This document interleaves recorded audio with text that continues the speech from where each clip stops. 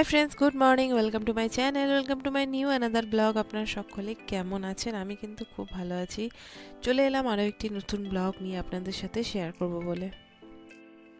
বন্ধুরা, আপনারা তো জানেন যে আমরা কলকাতায় এসেছি আর কলকাতাতেই আছি।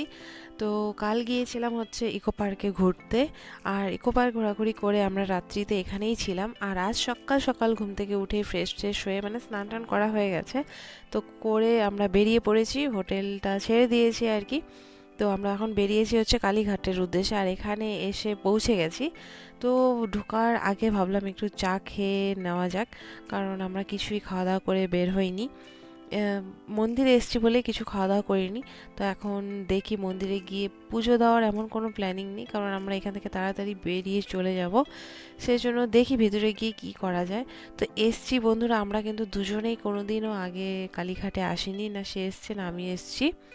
তো এটাই আমাদের ফার্স্ট এখানে আসা।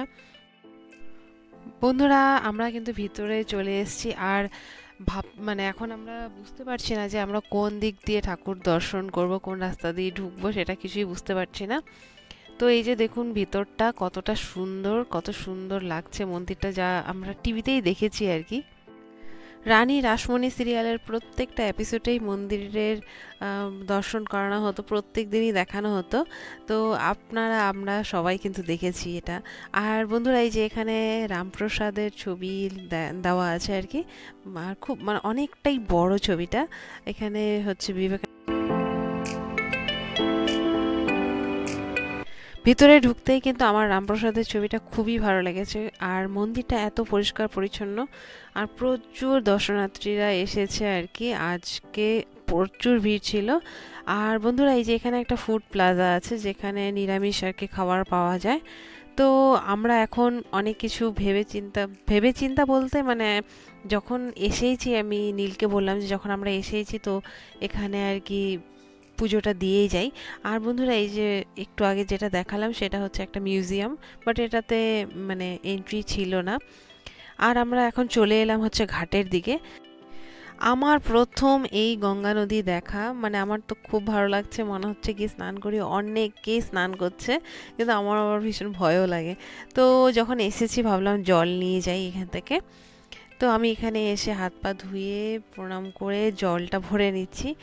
আর বন্ধুরা, যখন আমরা এসেছি তখনই কিন্তু জোয়ার এসছিল, সেজন্যই জলটা আর কি দেখেই বুঝতে পারছেন যে জোয়ার এসছে বলে। আমার কিন্তু খুব ভালো লাগছে দেখে।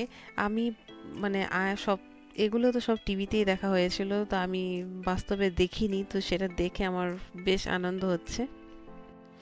কিন্তু বন্ধুরা, আমি একটা জিনিস এখানে ফলো করলাম, এখানে মনে হয় কোনো মহিলাদের বাথরুম নেই নাকি, মানে স্নান করার পরে যে পোশাক চেঞ্জ করার জন্য কোনো কিছু সুবিধা নেই নাকি, সবাই এখানেই চেঞ্জ করছিল। এটা আমার একটু ভালো লাগেনি এখানে। মানে যতই হোক এত লোকের মাঝে কেউ দেখছে না হয়তো, কিন্তু তারপরেও একটু আনকমফোর্টেবল ফিল হওয়াটা স্বাভাবিক ব্যাপার। তো সেটাই দেখলাম আর কি এখানে। আমি কিন্তু জল নিয়ে উপরে চলে এসেছি, আর আমি কিন্তু কনফার্ম বলতে পারছি না যে এখানে সেই সুবিধাটা আছে কিনা, কিন্তু সবাইকেই দেখলাম এরকম বাইরেই চেঞ্জ করছে, যেটা আমার একটু ভালো লাগেনি, নিজেকে আনকমফোর্টেবল ফিল হচ্ছিল আর কি।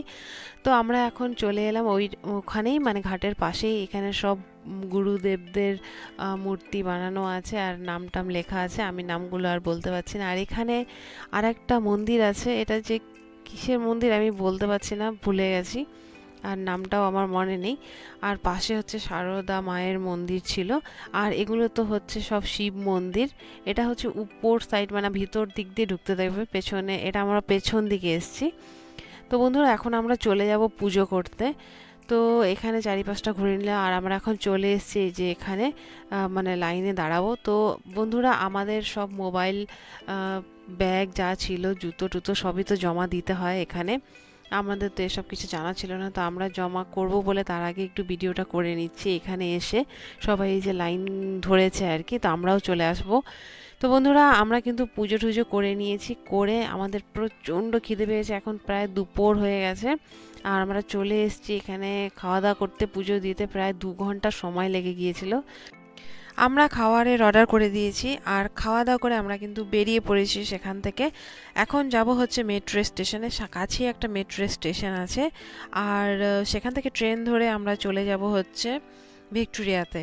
আজকে ভিক্টোরিয়া ঘোরাঘুরি করে তারপর আমরা বাড়ি রিটার্ন করব। তো বন্ধুরা, এই যে চারিপাশে অনেকগুলো দোকান আছে, ছোট ছোট ছোট অনেক মানে অনেক দোকান আছে যেখান থেকে আপনারা অনেক কিছু নিতে পারবেন।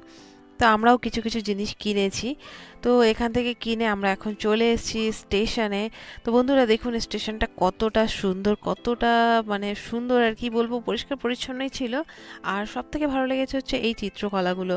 আপনাদেরকে তো প্রথমেই বলেছিলাম যে কলকাতায় এসে আমার কিন্তু বেশ ভালো লেগেছে এই চিত্রকলাগুলো। চারিদিকে শুধু চিত্র, শুধু মানে আর্ট, এগুলো দেখে আমার কিন্তু খুব ভালো লাগছিল।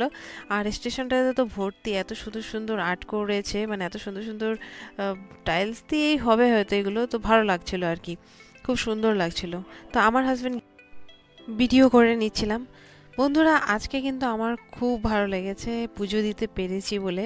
মানে পুজো দেওয়ার তো ইচ্ছে ছিল, কিন্তু সময়ের অভাবে মানে ভাবছিলাম যে দেবো কি দেবো না, কিন্তু যাই হোক পুজোটা দেওয়া হলো। মানে অনেক দিনের একটা ইচ্ছে ছিল, জানি না আবার কবে যাওয়া হবে বা হবেও কি না। তো যাই হোক পুজোটা দেওয়া হলো আজ। মানে খুব ভালো লাগছে আমার, এটা মন থেকে মানে খুব শান্তি ফিল করছি। কোনো মন্দিরে যাব আর সেখান থেকে পুজো না দিয়ে ফিরবো, এটা তো কোনো দিনই হয়নি লাইফে। তো আজকে যদি না দিতাম তাহলে আমার মনটা সত্যি খুব খারাপ হতো। যাই হোক আজকে মানে পুজোটা দেওয়া হলো, ভালো লাগছে, খুব শান্তি তো ফিল হচ্ছেই। মানে মানে এত ভালো লাগছে যে বলে বোঝাতে পারবো না। বন্ধুরা আজকের মতো ব্লগটা আমি এখানেই শেষ করছি। আপনাদেরকে যদি আমার ব্লগটা ভালো লেগে থাকে লাইক শেয়ার কমেন্ট করতে ভুলবেন না। যারা নতুন বন্ধু আমার চ্যানেলে ভিজিট করছেন তারা প্লিজ আমার চ্যানেলটা সাবস্ক্রাইব করে দিয়ে আমার পাশে থাকবেন। সকলেই ভালো থাকবেন, সুস্থ থাকবেন। আবার চলে আসবো নতুন একটি ব্লগ নিয়ে, ভিক্টোরিয়ার ব্লগ নিয়ে। আজকের মতো বাই বাই।